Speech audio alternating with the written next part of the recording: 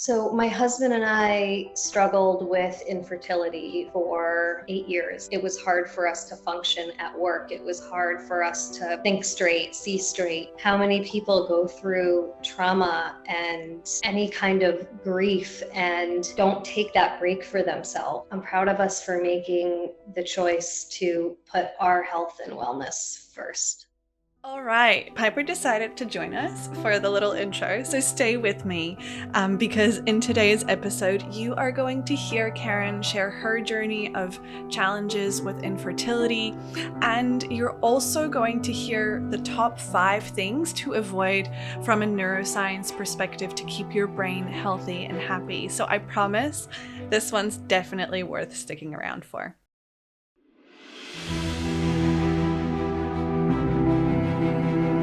Welcome to Resonance, a podcast for ambitious, heart-led humans craving more balance, depth, and aliveness in their lives. I'm your host, Vic, health coach, yoga teacher, facilitator, and fellow high achiever, learning to live in tune with my nervous system, not against it. And this space is here to remind you that you can have it all. The career, the success, the fulfillment, all aligned with your truth. Through honest conversations, expert insights, and practical tools, we'll explore how to work with your body, mind, emotions, and spirit, not against them. And the best part? You don't have to stay stuck in survival mode to get there. Because true well-being is not about being perfect. It's about being in resonance. Let's dive in.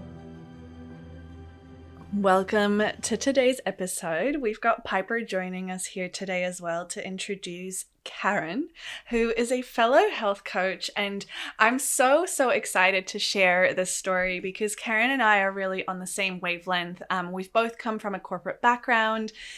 We've definitely shared a lot of circles together, and we're both really multifaceted beings. So yeah, I share a really deep connection with her, and I'm really excited for you to hear Karen's story as she shares her 8+ year journey of struggling with infertility and just the resilience that she's had to show throughout this time, and how this journey also helped her then find her purpose and bridge the two things that she's been so passionate about.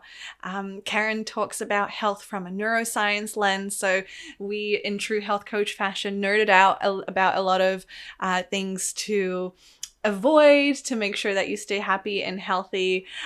We introduce her to the concept of hokey pokey, which is quite funny because it's very known here in New Zealand, obviously, but apparently not in America. So that was something new for me to learn.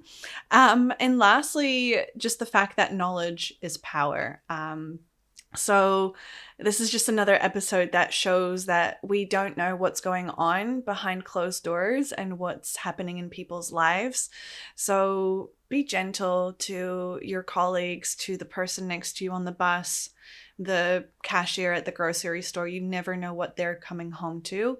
And this will make a lot more sense when we dive in. So enjoy. And before we dive into the episode, I just wanted to let you know that we will be talking in this episode about infertility and the loss that comes with this. So if this feels a little bit too triggering for you, feel free to skip this episode and just make sure to go gentle and do what you need to take care of yourself. Welcome, Karen. Thanks, Vic. So nice to see you. Yeah, you too. And I mean, how good does it feel? Just this little grounding we did beforehand. Magical. Yes, magical. It was a total shift from the day into this space here, getting ready for this conversation with you. Yeah. The feeling's really mutual. And, we're just here today to chat about you, your experience, kind of your life and journey. And I also love that, you're going through a lot right now as well, which I think both of us can resonate with quite a lot. So it'll be really interesting to kind of have a camera lens on the past and also notice how in real time we navigate the ebb and flow of life. Yes, agree. I know Mm. you and I have kind of always been very much on the same path with our work life and corporate life, and then also trying to pursue this dream of helping people and fulfilling our cup in that way. And so, just a lot of resonance with you, which is great, and I really look forward to speaking with you today. Yeah, well, let's get started then. I think it'd be great to just have a little intro, who you are, your background, what you're doing now, and just kind of to warm up and get a sense of, I know you well, but Yeah. someone listening may not. Sounds great. So my name is Karen Wachs. I am from New York State, and I'm currently living in upstate New York. And I was born and raised here, and love the state of New York. There's just so much to do here, and so much beauty with the four seasons that I really appreciate. And for the last 15 or 16 years, I have been in the medical field, mostly in neuroscience. And I have always had such a passion for health and wellness and nutrition. Probably started around, you know, 20, almost 25 years ago that I developed a passion for it. And so, throughout my career, I was always dabbling in trying to learn about best practices for health and wellness and stay on top of the trends with foods and chemicals and what to try to omit and what to try to fill my plate with, both literally and figuratively, I suppose. And so finally last year, my husband and I took a little hiatus from work. We had gone through a handful of really tough years. And so we decided to take a break and just focus on us and focus on ourselves and our marriage and decide what we want for the future. And during that year, I decided to enroll in the Institute for Integrative Nutrition and become a certified health coach, which has been an unbelievable journey, just learning and meeting all the wonderful people that I have, including yourself. And so I have graduated from that, and I will be taking my board certification exam next month. So I'm studying, and I'm excited for that. But also just juggling a lot of other stuff in life, like all of us do, right? We're not just one facet, right? We're so many, we're multifaceted. We have our hands in so Yes. many things on a daily basis, and sometimes to our detriment, right? It's just how Mm-hmm. some of us are wired, but all the things I'm doing, I'm really excited about. And so there's a lot of passion there. And so that's kind of currently where I am right now. Amazing. Such a Yeah. beautiful introduction. And, I can really see how that theme of health and wellness has carried through your entire life. And I really love that you bring a light on this multifaceted nature of us as human beings, because that's the reality of it, right? Like, as soon as you start taking care of your health, or you go and pursue studies or take a new job, like, the rest of it doesn't necessarily get put on hold, Right. and we Exactly. just continue step by step, right? Exactly. Yes. So, it's almost like when you watch somebody juggle and they're juggling two balls and then they add in a third one and then a fourth one, Yeah. sometimes a fifth one, and they just keep going. Mm-hmm. That's kind of what it feels like. That's like the visual of what I think of. But Yeah. yeah, it's good. It's so funny that you mentioned this visual, because again, like, I think there's so much resonance with you and I, and literally like the metaphor that I use, particularly when I go to like my corporate job and people are like, oh, how's this and this going? And to me, it's that same juggling metaphor, but it's almost expanded to, I feel like they're like these big medicine balls, and I'm Mm, just throwing one up in the air and see how like long that one can stay afloat, and then the yeah, other one. yes, I totally get that.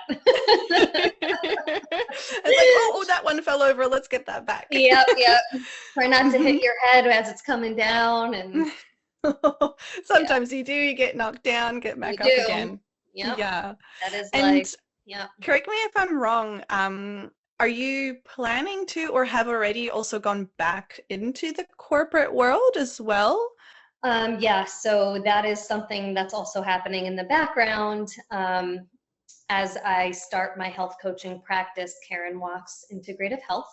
I am also working, full time in a corporate position, and I think, for practicality's sake, to have that kind of steady income, and because I still enjoy that angle and that part of my life, and I still enjoy helping patients and kind of being in the science realm. So doing that as I build my business is something that I've allowed myself to do. Mm-hmm. I think I toggled with that for a little while. Like, should I just go 100% business and leave the corporate world in the past? Or can I still do both until my business is stabilized and up and running, and I'm comfortable just doing that on its own? So I decided to go with both at this time. Yeah, and that is such an incredible decision to show others that, you can Mm, still thrive in corporate and have a successful career. And I mean, like, you went all the way, right? Like, you took the health and you're like, I want to do this for a living as well. So, not everyone's going to necessarily be as passionate as we are. right. And at the same time, like, it is such a powerful representation of the fact that you can thrive and have a strong career, and Yeah. you can take care of yourself and prioritize health and well-being, which is so inspiring. Oh, I appreciate that. Thank you. And you're doing the same. So you're an inspiration as well. Yeah, we just light each other up, We one step at do. a time. Oh, amazing. And so you mentioned this already in your story a little bit, around the hiatus that Yeah. you took from work. Mhm. And it may be around this time, it may even be earlier, but you spoke about kind of a lot going on in life, and you just kind of had to press pause Yeah. and reevaluate. And before we get into, whatever you feel comfortable sharing, of course, I would love to hear, like, take us all the way back to the start, Mhm. where perhaps you started to notice the first inklings of when things started to feel off for you. Mm. Oh my goodness. Good question. Oh, so I think things started to feel off. Um, maybe, oh man, that's really hard. Let me think about that. Yeah, take your time. Um, you know, so my husband and I struggled with infertility for, God, 8 years. Mm-hmm. And anyone who's been through it understands the emotional roller coaster of it, right? And the uncertainty of it all, and never really being able to plan anything because everything has a contingency, right? Mm-hmm. And so our life was like one big contingency for so long. So taking vacations, moving to a different location, deciding to make major purchases, all of that kind of held in the balance, whether we could try a different career, do something Mm-hmm. different, start a business, all of that hung in the balance until we knew if we would be blessed with a family. Mm-hmm. And so I think the uncomfort kind of started um, about 8 years ago because we were just in this process. Um, and then it builds, right? It builds over the Mm-hmm. years and it builds over the years. And every year you hope that there will be some sort of resolution or some sort of answer in which you can know, like, okay, this is what's happening and we can finally move forward one way or another. Mm-hmm. But that took a long time to come. And, without getting too much into it, I was pregnant and finally got pregnant after 7 years of trying. And everything was totally fine with the baby and me. And then about halfway through the pregnancy, I was rushed to the hospital with early onset preeclampsia, and it was pretty severe. And so that was a nightmare. And we lost the baby, and they basically had to save my life at the same time. And I was told that I couldn't carry again. And so my husband and I had one more really healthy, strong embryo that was frozen. And we decided to go the path of surrogacy. And Mm-hmm. that in itself was a journey. That's like, that was another year-long journey of searching for someone and finding the right person and going through all the testing and the medical and the insurance and the paperwork. And so, like, all of that was really trying as well. But the surrogate we found was through mutual friends, which was incredible. Wow. And she was fantastic, and so was her family. She had been a surrogate once before, and she has a daughter Mm-hmm. of her own, and she was everything that I could have asked for in a surrogate.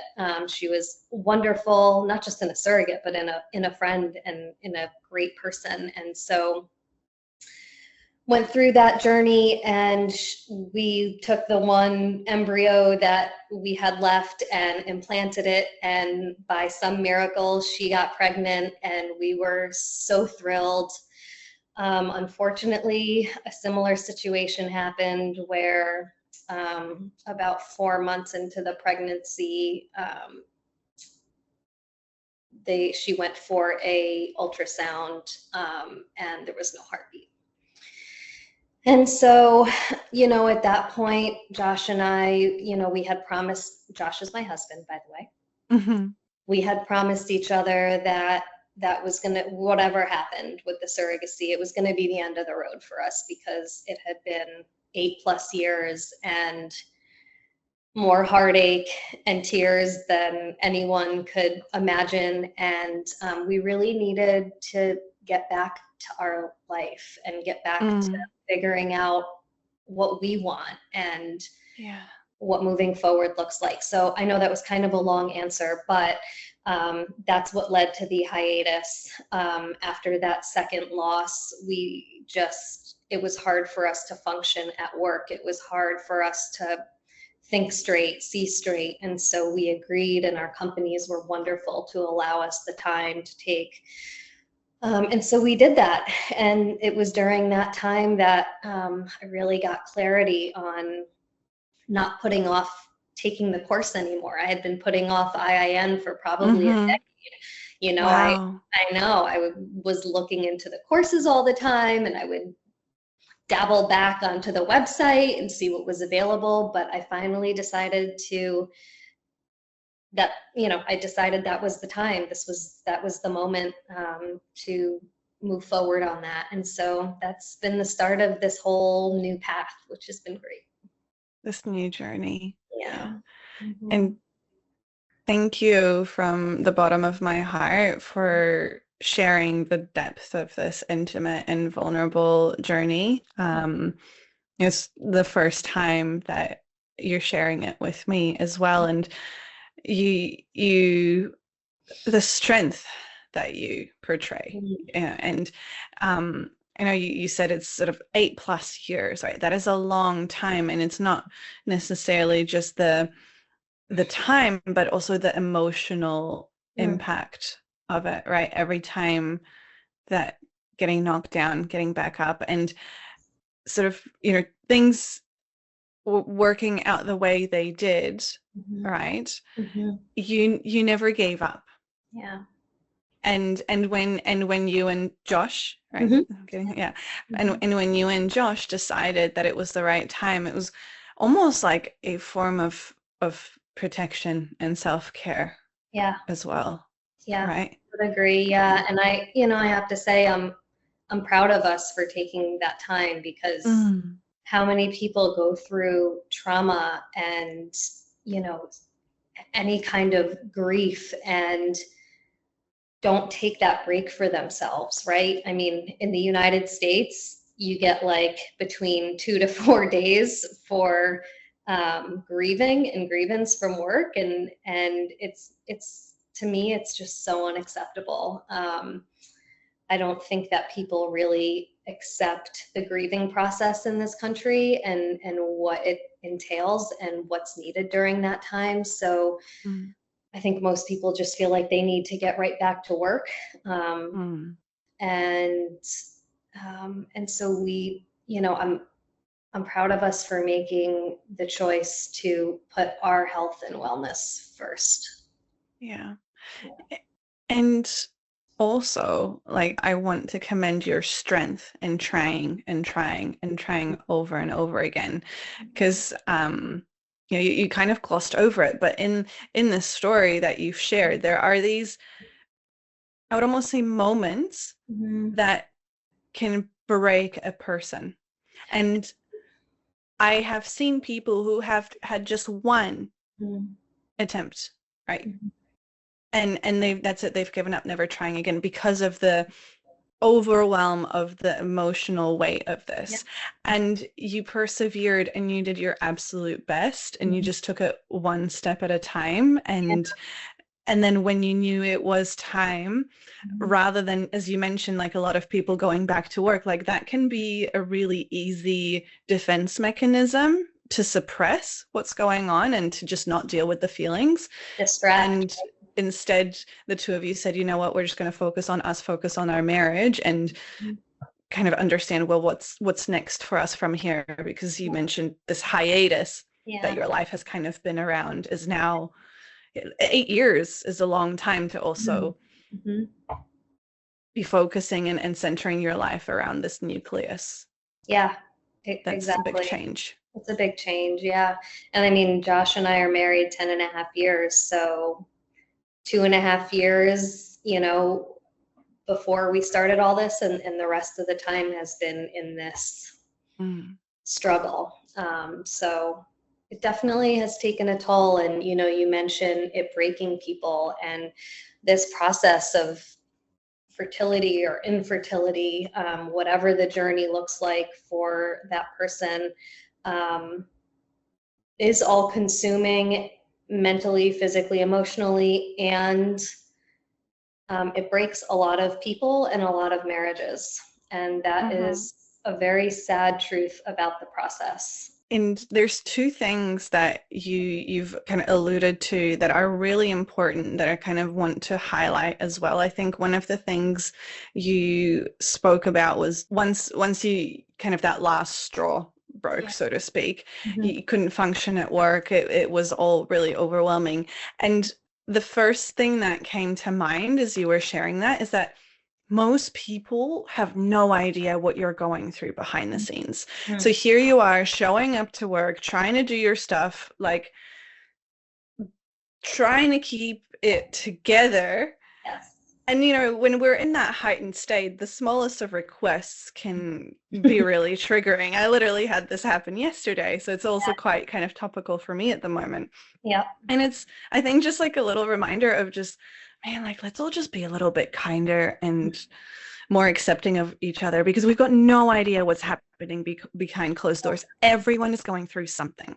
Everybody. It's so true. And we try to remember that and reinforce that, and especially in the work that we do, just small reminders about kindness and being mindful. And, you know, like you said, everyone is on a journey of their own and has their own struggles behind the scenes, and you just never know what's happening with someone. And Mm. so, um, And so just a little bit more patient, right? A little more tolerant. Um, I've been saying this for a couple of years, but it still feels so true that we are somehow more connected than ever before, yet we are all so much lonelier than ever before. Yeah. You know, like we have all the tools and the resources to be as connected as ever, right? Mm. But somehow with all that connection, we're so isolated and people are so lonely and feel alone. And I hope, to bring a little bit more sense of connection and I guess healing to, my clients and friendships and family and all of that. So I know that I have the desire for connection now more than ever. And so Hmm. I'm hoping to integrate that moving forward. Yeah. Yeah.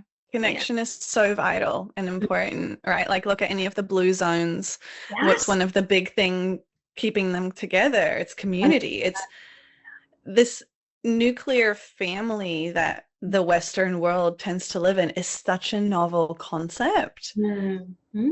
Um, Yeah. like we used to, it takes a village, right? There's a reason that's a saying.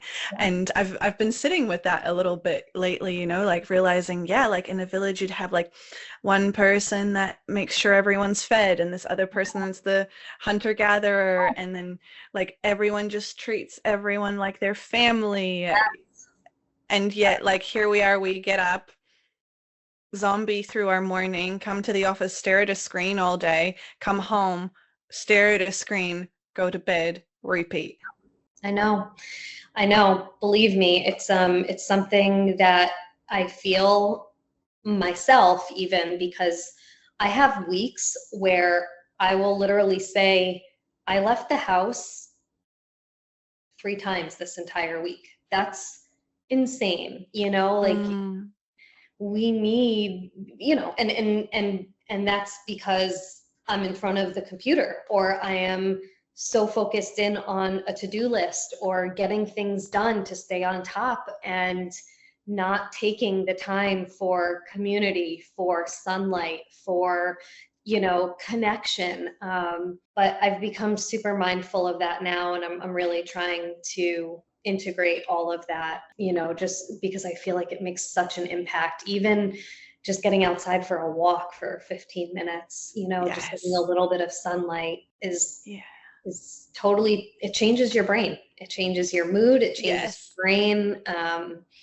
So yeah. Thank you for naming that, because like we are animals, right? Like as living beings, we're not meant to be inside this little dark box. Yeah. Like we're meant to go out there, and yet the way that we have this convenient lifestyle set up makes it so easy for us to just stay cooped up. Right? Especially, I know kind of you're in New York, you're coming into summer. For us, we're coming into winter. Like, especially in those winter months, it's like Mhm. it's cold out there. I don't want to go anywhere. Yeah. And I've got so much to do, so I may as well do all this stuff rather than reach out to that person I've been meaning to go for a Exactly. walk with for ages, right? Exactly. Yes. Yes. But I think, just being mindful of that choice is like the first Mm-hmm. step, right? Be Yes.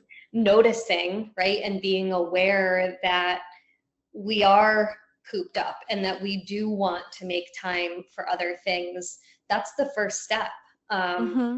to to making a choice to do something different. Um, so I think, if we can just be a little bit more mindful that it's healthy to get outside, it's healthy to take breaks from the screen, it's healthy to reach out and connect with people and to see what's going on in your community. It's like, you know, it fills your cup. It's not just Mm-hmm. the physical act of getting outside. It helps you emotionally. It helps you mentally, psychologically, and I just can't stress it enough. So Yes, yeah, exactly. Awareness is the first step, right? And then mhm. with awareness, there comes choice, and then the possibility of change and Yeah, making a different choice opens up. yeah, exactly. Yeah.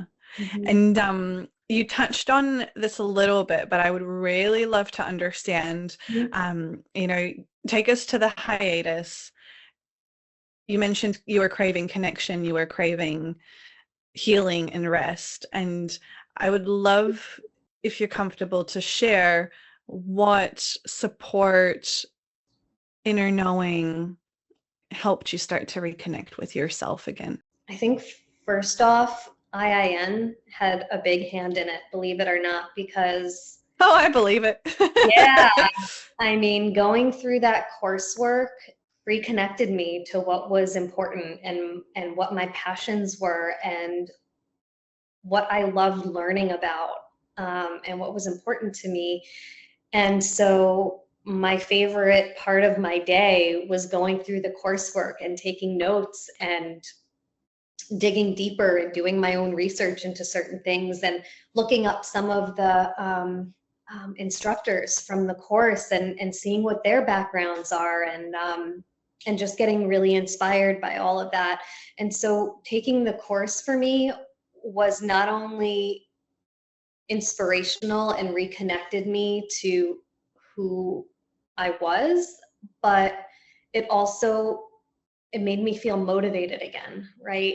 It helped me come out of the deep sadness and loss and grieving to focus myself on something that was healing and positive. And knowing that I was working towards a goal of, being able to walk alongside people through their journey, as they were going through challenges and difficulties. It was super motivating to me. I've been through, aside from losing the babies, I've been through a couple of other health challenges, and just the knowledge that I've gotten from the last 15 years working in neuroscience, plus navigating my own health challenges, has really it's fueled my passion for wanting to help others that are walking the same path and just need some support and need someone to walk alongside them. Yes. And it just comes back to that idea of community, as you say, right? It's sort of that container helped you find purpose. It helped you find like-minded people that we're all going through something, because let's be real, if you're enrolling in IIN, chances are you've gone through some shit. Right.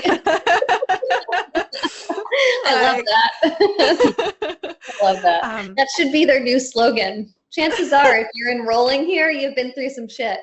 Yeah, exactly. What a great sales pitch, right? It's like, here's the objection. Oh, I've got too much going on in life. Well, let me tell you why that's exactly the reason that you should be part of this program. Really. I love that. That's funny.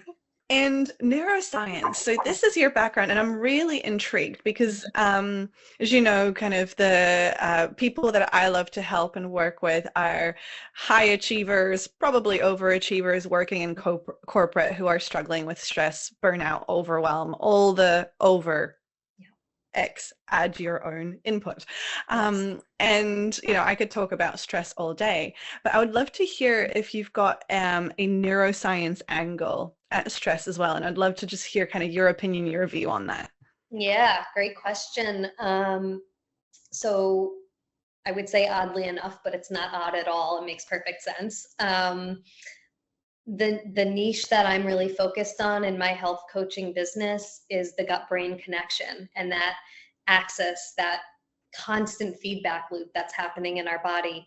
And it fascinates me because it takes the two things that I love and I'm passionate about, which is, health and wellness and the brain, and combines them and shows the connection between how everything operates together and how one thing is constantly impacting the other, in a bi-directional effect, right? And so, so my angle has been really exploring how what we put into our bodies and what we consume, what's on our skin, our environment, what we take in, the foods we choose, everything, how that impacts the chemicals in our brain and Mm-hmm. the neural pathways and the inflammation and the beginning of certain diseases that stem when your body is not in alignment, and when,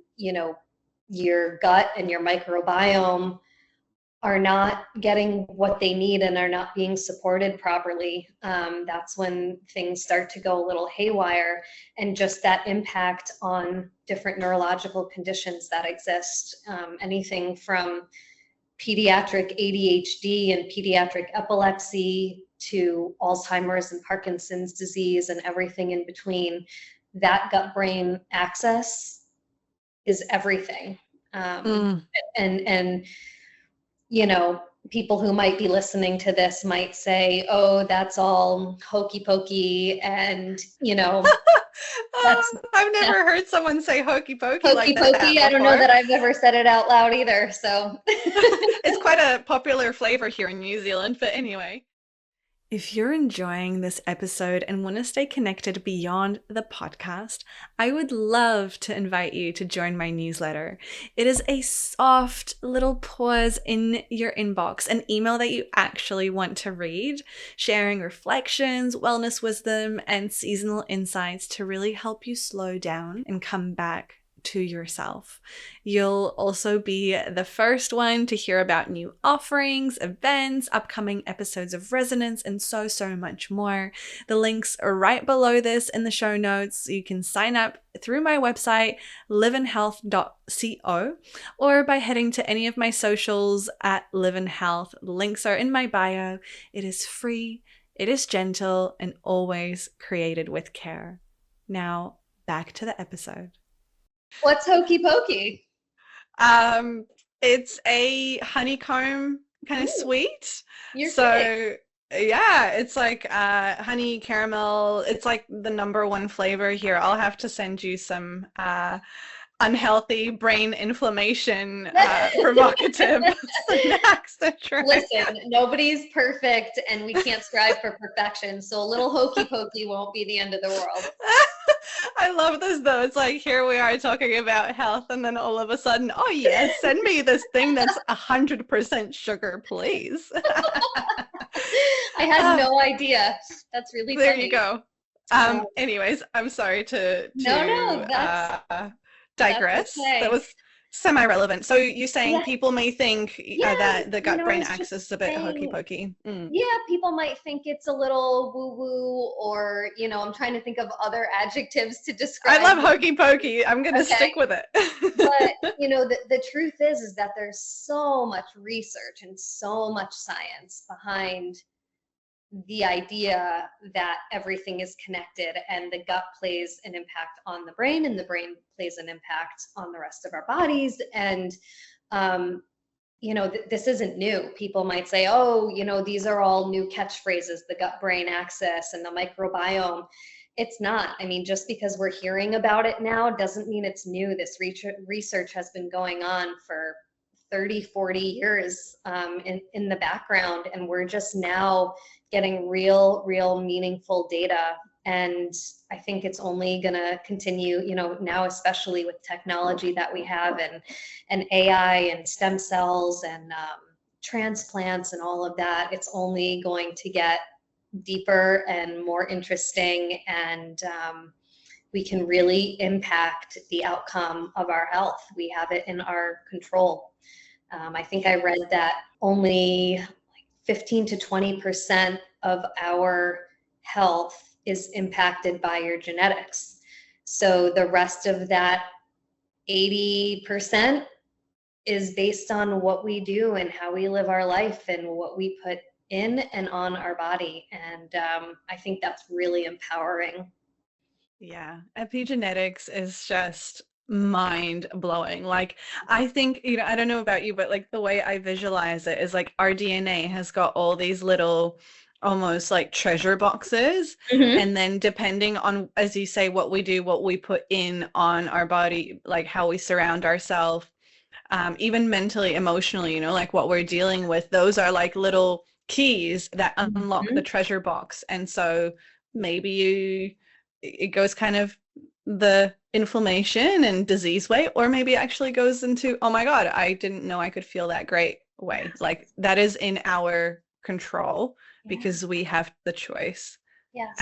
And off the top of your head, I know this wasn't kind of like a pre-prepared question, so if you That's okay. need a moment, let me know. But I would love, like, if you could share the top 5 things that Mhm. people should avoid putting Mm. in or on their body from a neurological perspective, or like kind of your research side of things. Yeah. So right off the top of my head, I would say um, anything that is, chemically based, right? Anything that has to be engineered in a lab is typically something that you should stay away from. And examples of that are like worst foods for brain health or things that you put on your skin. Um, I would say number one is alcohol. I know that's a big bummer for people, but it has shown to really have such a negative impact on the neurons in your brain and the synapses and how they all work and function and interact. And so everything, in moderation.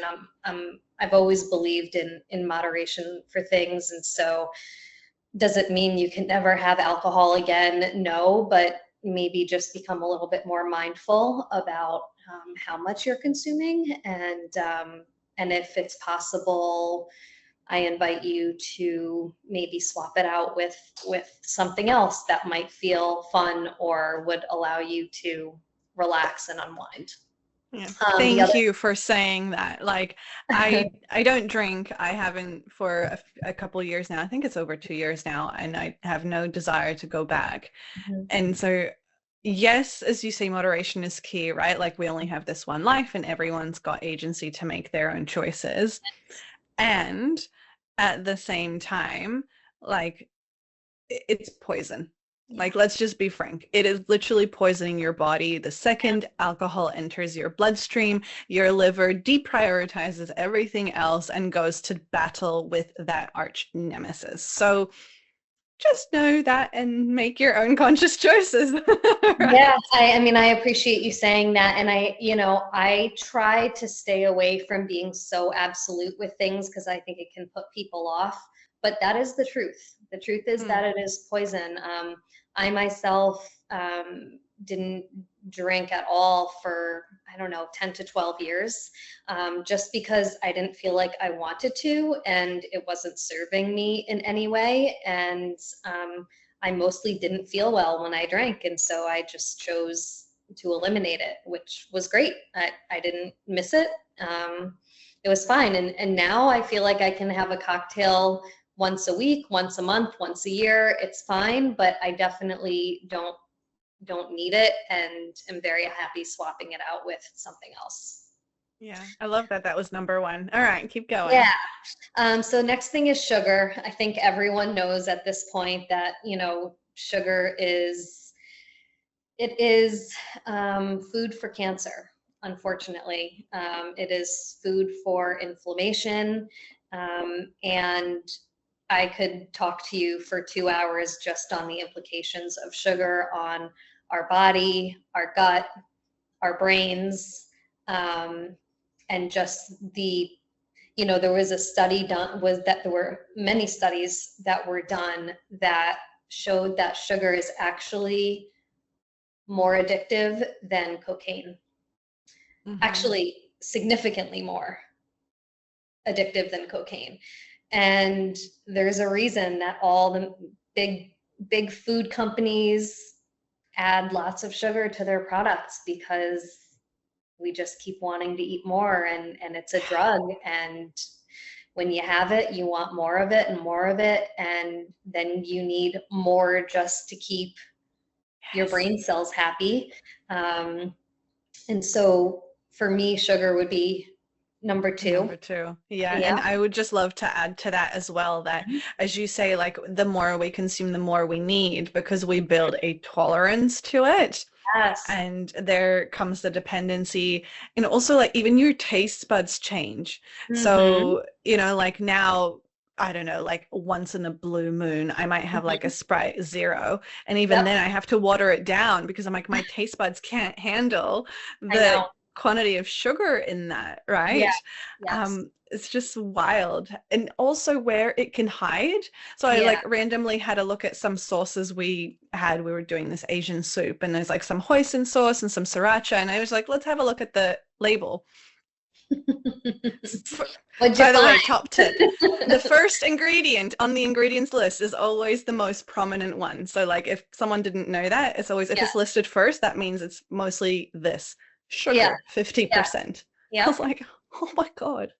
Right? Isn't it shocking? And in my communications with my clients and my audience, I try to always encourage people not to hesitate to turn over their products and look at the labels. It can just be eye-opening. You don't have to take anyone else's word for it. You can just look yourself. And, if the typical rule of thumb, I think, is like if something is more than 10% of your daily value, you should be weary of it. No one serving of anything should be more than 10% of your daily value. But also just the ingredient list, right? If you can't pronounce it and it doesn't sound like it came from the earth, probably don't want to put it in your body. And Hmm. so things like hoisin sauce, not only is it the sugar, but the sodium is off the Yeah, charts. So it's awesome that you looked. You know, Knowledge is power, I think, and then you can have exactly. agency, as you said, to make your decision about whether you want to incorporate it into your diet or not. Exactly. Yeah. Yeah. Number three, I would say red meat. And again, I don't like This is to, gonna stir some oh my God, I can't speak. Controversy? There yep, we go. That's yeah. the word. I And like again, it. I don't like to be absolute, right? I don't like to have absolutes. Hmm. I just mentioned that. And so I think that having good quality red meat from time to time is good. Your body needs the iron, not to say that you can't get iron elsewhere, but I think that the type of iron that you get from red meat is really something that the body lacks if it doesn't have it. So for me, a constant diet of red meat where you're having it 2, 3 times a week plus, that really wreaks havoc on your digestion. So red meat can Hmm. take over a month to properly digest in your gut. Can you imagine? Yuck. And then think It's about, disgusting.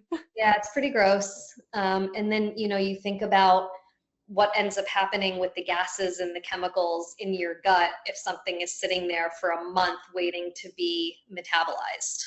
Mm. So, like I said, everything in moderation. If you do eat red meat, I do eat red meat. I try to do organic, grass fed, just responsibly sourced red meat once a month. I'll have, maybe twice a month, I'll have a good quality piece of meat. Hmm. Um, and that's fine for me. Everyone has to decide what's best for them, but that's something I feel okay with. But I can also understand people that don't want it as part of their diet whatsoever.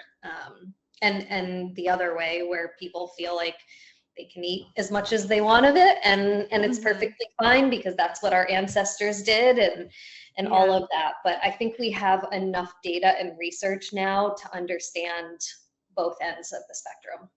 Yeah. And Pros and thank you for naming those because the two things that came to mind there is Dr. Mike Hartman talks about cons. um, condi meat. So treating your meat like a condiment, condi Yes, meat, which I yeah, love the idea of, right? It's just like love that too. a little bit of flavoring, and you Hmm. spoke to the bio individuality of it Yeah. as well, right? That we are all so unique. We will all resonate with different things. And so like here you are sharing kind of what makes sense from a scientific Mhm. perspective and your personal lived experience, which obviously I very much agree with because we come from a similar school of thought. Yep. And at the same time, there will be people like I have one of my private yoga clients, she's a carnivore. Okay. She eats nothing but meat pretty much. And when she eats plant material, she Mhm. gets incredible inflammation in her back, in her tissues, like her face is puffed up. And I've been working with them long enough to literally see that, be like, oh, she's like, yeah, I had some tomatoes and this is what happened. So Wow. I also want to acknowledge that, you know, we, at the end of the day, we can only take the information that we're given and then apply it to our own lived experience. Exactly. I couldn't Mm. agree more. Like, it's important for me to stress that there is no one right or wrong in all of this. You have to do what's best for your bio individuality, what works best for your gut, how you feel, what makes you feel well and nourished. And again, there's no right or wrong on that. Again, just take the science, take the data, and have agency to make a choice. Yeah. I would say the last two are things having to do with cognition and memory loss, so like development of dementia. And I think two of the heavy hitters on that are artificial sweeteners, right? Like Mm. aspartame and saccharin and sucralose, and those are commonly found in diet sodas and sugar-free gum and tons of Sprite things. Zero. Yeah, yeah, exactly. Sprite Zero, and they really do. They trigger the inflammation in the brain. They can damage cells, and they can lead to cognitive deficits and memory loss. The other part of that is high fructose corn syrup. So as we know, it's an epidemic. It's everywhere. It is in In our America, it's sodas. horrendous. Yeah, it is horrible. Candy, energy drinks, sodas, desserts. It's even in things that you would never expect, like ketchup.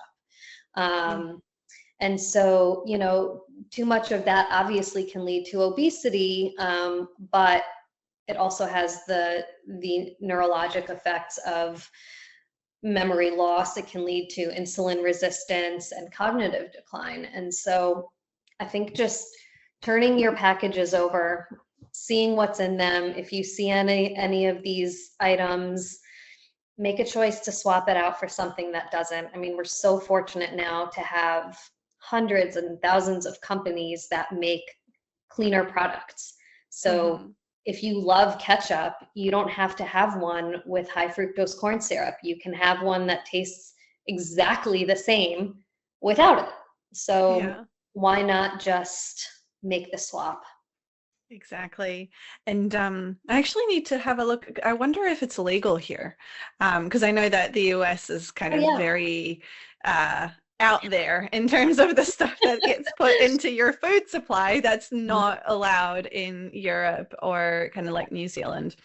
So Don't I'll get me have a look because I'm started. quite curious. That is a hot It's button issue for me. I'm big into food advocacy and lots of bones to pick with the US and what's allowed here. There's over 10,000 different additives and ingredients that are banned in other parts of the world that are 100% used in our foods every day here in the wow. US. And so it is so frustrating. And I feel personally responsible to help educate the population on these things so that they can just become aware of it. Like, do you Yes. know that the US government is allowing over 10,000 banned items in other countries? Why? Mm-hmm. Why? Mm-hmm. Yes. Yeah. And that will ripple if like out to your clients, those in your network, your family, your friends, right? So again, with that awareness comes choice. And I find that so interesting. We have this little American store here, so they import goods from the US, and every Okay. now and again we'll go and like classic example, you kind of have like gluten-free advertised products, right? And there'll be a big red sign on the shelf saying this product is not meeting gluten-free standards in New Zealand.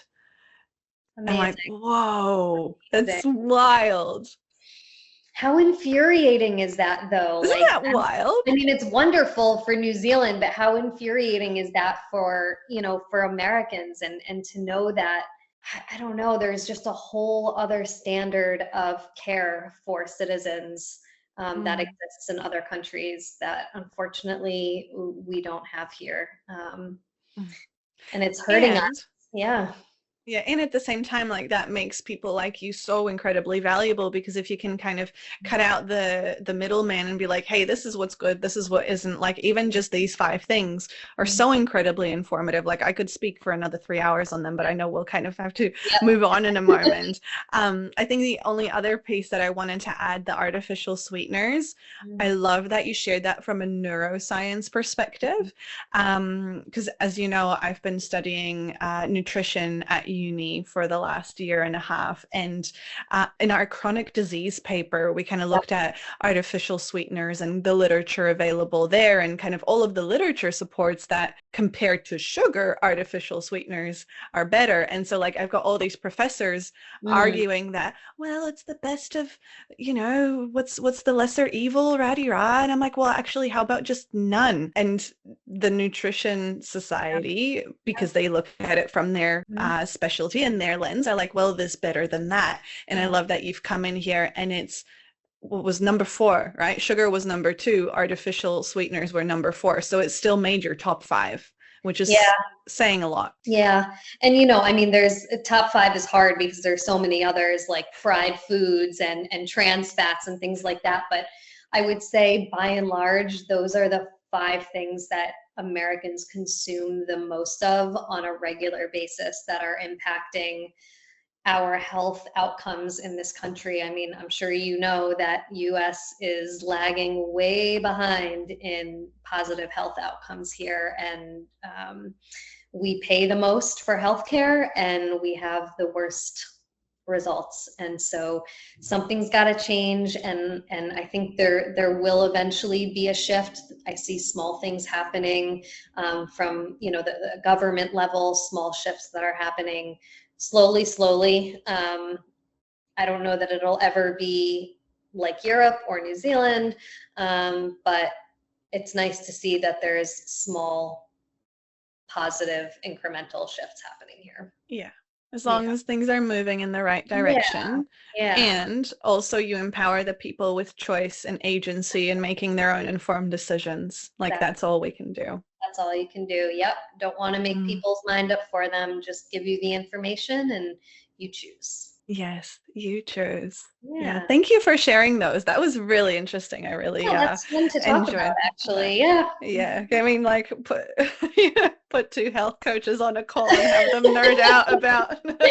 I know. And I get that argument all the time. Well, what's better? Sugar, a little bit of sugar or a little bit of sweet and low? And I don't think you have to have one or the other, like you said. How about neither of those? And if you need sweetener in something, why not use a little bit of honey or maple syrup or coconut sugar, which has a much lower glycemic index? And so real maple syrup, though, because most of the stuff's made with high fructose corn syrup. No. I'll just put that out there. So in the US, we call that pancake syrup.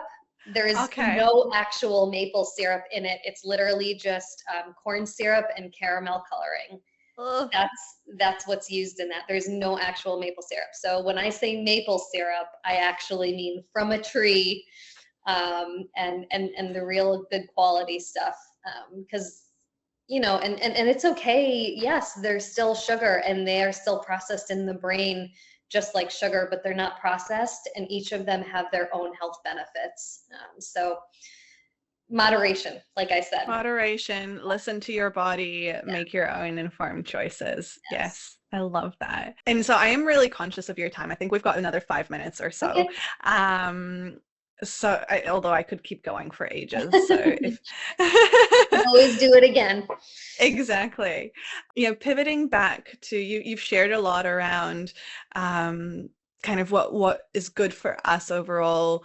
You have also shared before that about your journey and just the importance of connection and how getting into this field like bridging the gap between the gut and the brain and kind of talking to that gut brain axis really inspired that spark in you as you look ahead into your future. And I would just really love to hear, like, right now in this day, what is it that lights you up? What is it that helps you live in health and resonance and fill up your cup? What helps me live in health right now is just knowing the difference of how I feel when I am listening to my body and giving it things that nourishes it versus not.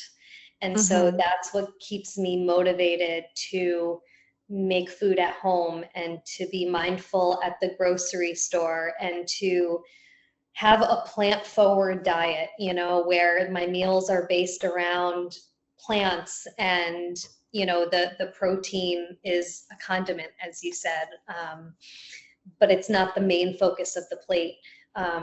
Exercising and moving my body, like those are all the things that just make me feel really good. And so I am mindful and I make the choice to do that on a daily and weekly basis. I think, what lights me up right now is the idea of getting this health coach certification, getting board certified, and really getting out there as much as possible, finding ways to educate and be a resource for people in the community, and find different topics of interest that I can talk to people on, and kind of just open their mind to these topics that maybe they never really thought much about in the past.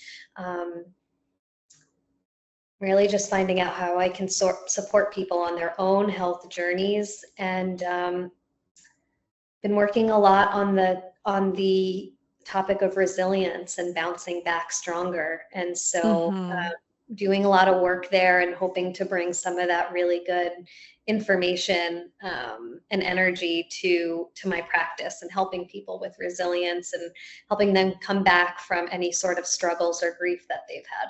If there's anyone in the world that is an expert in resilience, it's you. Well, I appreciate you saying that. That's very kind.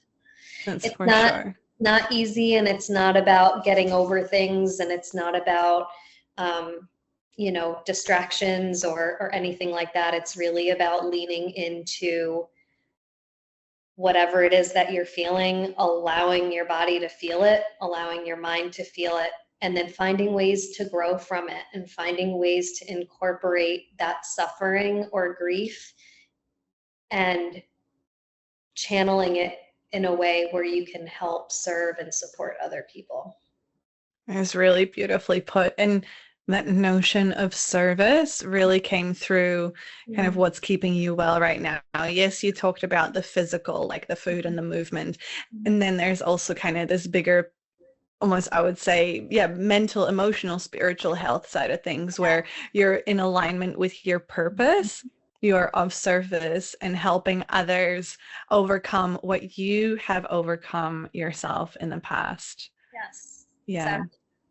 And thank you for acknowledging that. I appreciate that.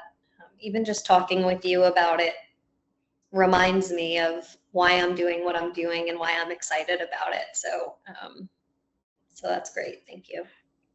It's an honor and a privilege, and to see your face light up when you do talk about it, that's when you know you're on the right path. Right? It's like that inner voice can get in our head, but actually when we stay in truth and in alignment, we're like, actually, I know exactly why I'm here and what I'm doing to get there. Yeah. It's right from within. Thank you for that. I'm so excited for you and everything you have going on, and you are on an amazing path yourself. And I'm, love to just continue this dialogue in whatever shape it takes, but to continue to support each other and be each other's cheerleaders through our journey. Yes, I definitely would love that as well. And just thank you for your encouragement and support. I think, we can always be our own biggest critic. So hearing that from someone else means a lot, especially when you're like at this on your own and you just here you are managing your workflows and writing your copy and studying for your No, exam. like you said, you become robotic through it, but it takes someone else from the outside to look in and say, you're kicking butt. Like, you are a badass. You are kicking butt. You are going after everything that you want. And you really deserve credit and applause for that, because it's a lot of work. It takes grit, it takes strength, and it takes a lot of mental strength to pursue all these different facets of life at the same time. And so good on you for doing that. Thank you. I had to Thank you, get that. Karen. I had to get that bit on you in there. Good on you. Good on you. And last question before we close, for the listeners in the future, if there is one thing they could take away from today's conversation, what is the one thing that you hope will resonate long after the episode ends? I would say knowledge is power. Educate yourself, educate yourself, educate yourself. Become aware and make choices based on what you learn, and decide what is serving you and what is not, and let go of what's not and bring in more of what is. And I think that's the best way that we can nourish ourselves. Knowledge is power. That's, you can see that as a tagline. Amazing. How can people find you if they want to learn more, they want to connect with you? What's the best way to reach out? So my business is Karen Wachs Integrative Health. So you can go to KarenWachsIntegrativeHealth.com and check out my website. There's more about me and my coaching services and how I can help support you. And also my blog is on there, so you can read through all the different topics that I've written about. You can subscribe to my newsletter, which you can do right from the website. And I'm also on Facebook and social media, Karen Wachs Integrative Health. Amazing. And we'll make sure to link that all up into the episode show notes. So people can get in touch and learn what number 6, 7, 8, 9, 10 are as well. Right. Part 2. Part 2 will bring you back for sure. Sounds good. Karen, thank you so much for taking the time, also for gifting me like a couple minutes extra of your time. I'm incredibly humbled and grateful, and just your openness, your authenticity, your vulnerability, it's an inspiration. And it's through this connection that we give others permission to crack open their shell and start to look at what's going on within them. As you say, knowledge is power. So thank you for being one of those way showers and for gifting me with the privilege to have you here as well. It's honestly been an absolute blessing. Thank you, Vic. It's been a pleasure for me as well. And thank you for the opportunity to give a voice to, my lived experience and what I've been through as well. So thank you. This episode was a goodie. It was so good that Piper even wanted to stick around for this little outro. So if you can't see me, she is sitting on my lap yawning because she wants to go to sleep. But some of my personal insights and reflections from this episode is just the incredible resilience that Karen has shown that so many of us need to show. And you know what? Sometimes we just gotta go through some shit to wake up. So if you are struggling right now, if you're facing some challenges, just know that there is a light at the end of the tunnel, and sometimes all you need is just someone to help walk by your side, a little bit of community to help you feel like you're not alone. And just the other last thing that I want to leave you with, because we didn't chat about this during the podcast episode, but it's just so important for me to share with you, and clearly Piper, because she's looking at me very emotionally. Stop asking women if they want to get pregnant. Like, stop asking women if they want to have children. It's A, none of your business. B, again, you don't know what they're dealing with. So maybe someone like Karen's been on this infertility journey for 8+ years, and you don't know that you asking that question could be bringing up a whole bunch of uncomfortable emotions and traumas and triggers for her. So please just do us all a favor. Mind your own business. I say that from the bottom of my heart because I personally, have my own opinions and confusions on this subject as well. And it is just whenever I get asked by like some random stranger who I just see at the office for a few days a week, I'm like, that's very intimate. So we've normalized this in our culture, but I hope that after today's episode, you see that maybe we just want to have a think about that a little bit. So that's all I've got to share for now. I, as always, invite you to share your own story. So if Karen's courage and resilience has inspired you and you feel like you've got a story that you would like to share that will resonate with our audience, I would love to have you on. Just feel free to reach out. And in the meantime, take care of yourself. This episode was a big one, so just do what you need to look after yourself.